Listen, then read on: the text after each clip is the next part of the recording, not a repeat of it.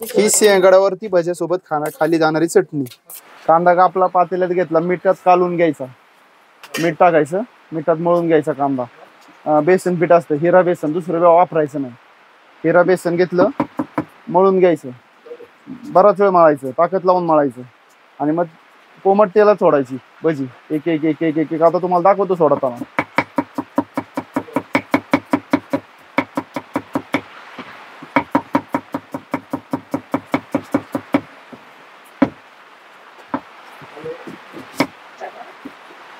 आमच्या आजोबांनी चालू केलं। आमचं पहिलं हॉटेल पार्किंगला होतं खाली, त्या अतिक्रमणाने फॉरेस्टवाल्यांनी काढून टाकले सगळे। तुमची किती पिढी आहे?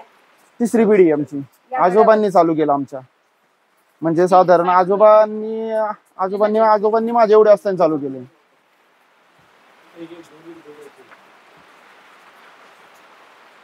हो का, मीठ घेतोय मी आता।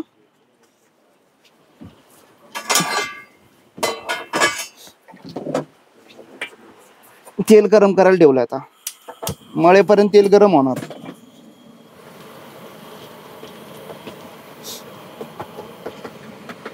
आता एक बेसन पीठ आहे, हिरा बेसन।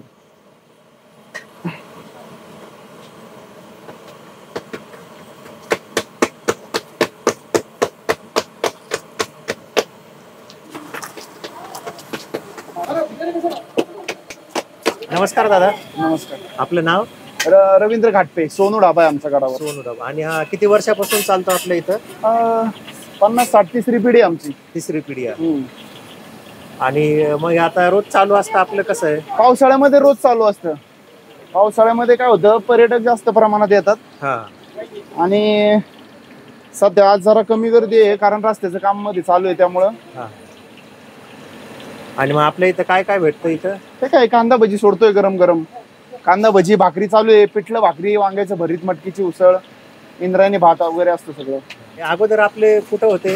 हे पार्किंगला होते पहिलं, खाली पार्किंग, म्हणजे काही हॉटेल पार्किंगला होते, काही वरती गडावर होते, पण आमचं आधी पार्किंगला होतं। आता सर्वच वरी आलेले सगळे आता एका ठिकाणी आलेले। एका ठिकाणी आल्यामुळे काय झालेलं आहे, आता कस्टमर इथं फिक्स नाही, इथं नाहीये, घेऊन यावं लागतं आम्हाला खाली जाऊन। हा। आणि आता गडावर मग तुम्हाला काय काय प्रॉब्लेम येतात ते हॉटेल चालवायचं म्हणलं तर? हॉटेलला भरपूर प्रॉब्लेम येत, अहो इथं काही सगळं हे नाही। आता एवढं कॉम्पिटिशन डबल आहे। आता जर एखादं कस्टमर आणायचं तर 50 हॉटेलवाल्यांच्या तोंडातून काढून आणावं लागतं। हा, त्यातून त्यांना आपल्याकडे गर्दी वगैरे, काय आवडतंय काय नाही आवडत, सगळ्याचं लक्ष द्यावं लागतं त्या हिशोबाने। हो। आणि बाकी मग इथं आता सामान वगैरे कसं घेऊन येता तुम्ही? आता गाडीने येतं खालपर्यंत, म्हणजे पार्किंगला, मग तिथून वरती डोक्यानेच आणावं लागतं। तिथून बरंच अर्धा-1 किलोमीटर येतं वाटतं। हा, ते पायऱ्या सगळ्यात सोडून, म्हणजे जर गॅस सिलेंडर असेल किंवा पाण्याचे बॉक्स असतील, कांदे असतील, सगळं वरती घेऊन यावं लागतं। गाढवं पण आहे तिथं बरं का, त्यांनी आणायला, पण काय होतं, गाढवांनी आणण्या इतकं जर धंदा असेल तर मग जमतं। म्हणजे त्यांचे पण चार्जेस द्यावं लागतं त्यांना।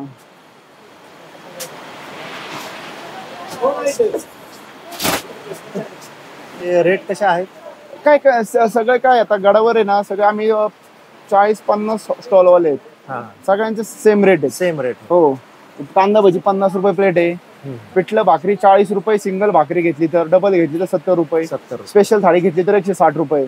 स्पेशल थाळीत काय असतं आपल्या? स्पेशल थाळीमध्ये पिठलं, वांग्याचं भरीत, मटकीची उसळ, ज्वारीच्या 2 भाकरी, इंद्रायणी भात, पापड, ठेचा, सॅलड वगैरे सगळं येतं। म्हणजे जेवढं आपलं जेवणाचं बनतं भजी सोडून, ते सगळं थाळीमध्ये येऊन जातं।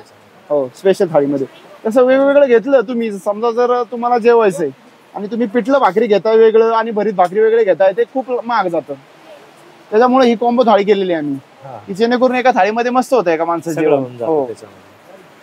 तर दादा, मग आपल्या आता गडावरती बरेच म्हणजे पर्यटक येत असतात, तर त्यांच्यासाठी तुम्ही काय सांगाल? पर्यटक येत आहेत, आम्हाला आनंदाची गोष्ट आहे। आमच्या धंद्यामध्ये चांगला सुधार होतो पर्यटक असले की। काय नाही, फक्त प्रॉब्लेम एक होतो की कचऱ्याचं खूप जास्त प्रमाण होतं सुट्टीमध्ये, गडावर कचऱ्याचं जास्त प्रमाण होतं। बोर्ड लावलेले, डस्टबिन लावलेले, तुम्ही त्यामध्ये टाका। पब्लिक लोकांना फक्त एकच विनंती की कचरा फक्त कुठे करू नये, प्लास्टिक शक्यतो। जी कांदा भज्यासोबत फेमस चटणी देतो, ती वाली बनते ना आता? हा, ती वाली बनते।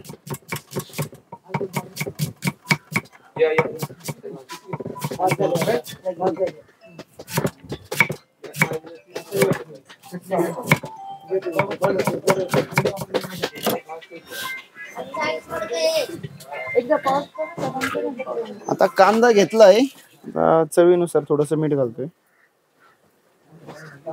आणि मिरची पावडर. ही कोणची यूज करतो आपण? ही अंबारी मिरची पावडर. अंबारी मिरची.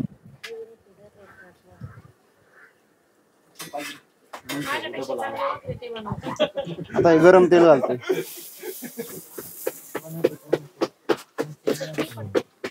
बस झाले, आता मिक्स करायची फक्त. चटणी तयार. कांदा भजी बरोबर पिठलं भाकरी बरोबर घेतल्यावर कळेल तुम्हाला, तुम्ही चटणी मागत राहाल एकदा खाल्ली की. ही गडावरती भज्यासोबत खाली जाणारी चटणी.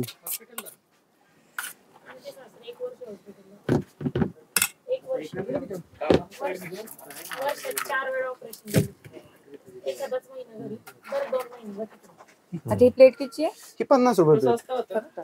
तर सध्या आपण सिंहगड किल्ल्यावरती होतो.